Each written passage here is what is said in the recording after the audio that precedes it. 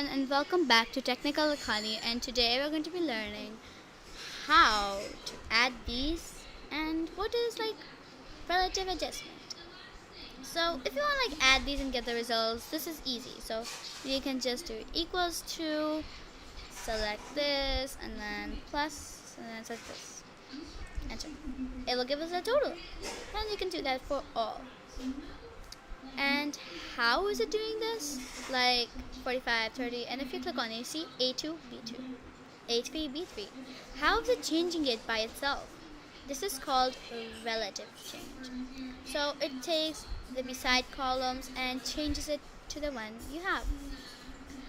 Today I'm actually going to be explaining why do we need the dollar sign. So let's get into that. So first, this is an example, okay? So we have the result. But if we want to add 10 more, like add, we write add over here, and we need to add 10, like 10 plus, because there has been some mistakes with the result. So here I will write grand total, which is grand T. So I'll write grand T, and I need to add 75 plus 10 and 80 plus 10 and stuff. So I will do the same thing, right? Click on this, C2, and then plus this, enter. It gives me the result. But when I drag it down, it stays the same, 80, 80. It does not plus any more marks. This should be 90, this should be 70, this should be something else, this should be something else. But it's not adding it. Why? Because, look, C2, E2, this is correct, right? But when I click on this, C3, E3, this is called as relative change.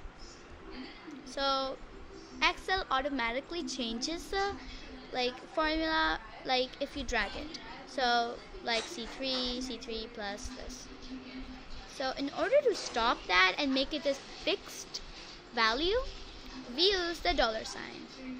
So either we can select the E2 and press F4, so it will give us dollar sign on both of them, which I will explain to you why we need on both of them.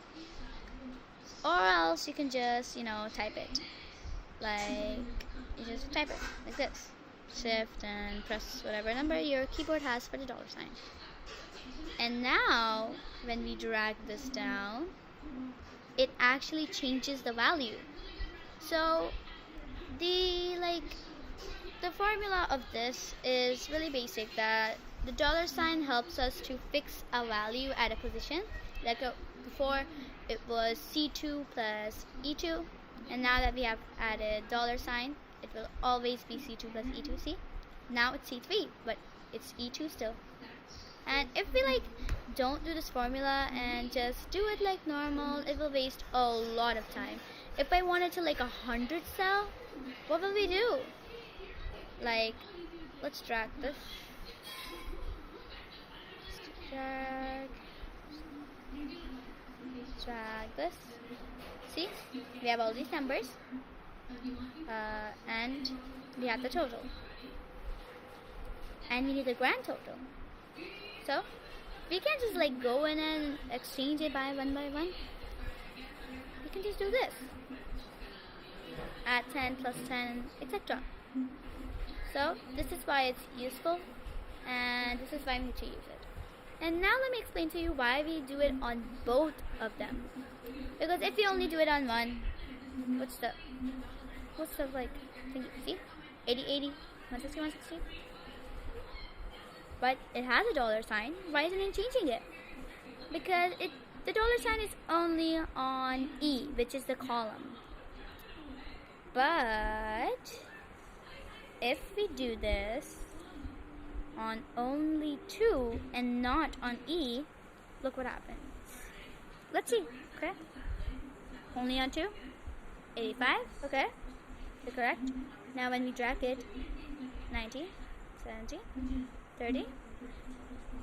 It's the same. Nothing happens. But I advise you to still use this, because if it's on both of them, it will be still useful.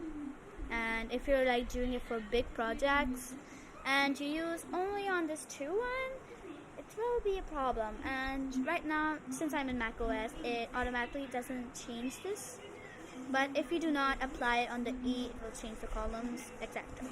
So I hope you enjoyed today's video, and I'll see you all next time. Bye!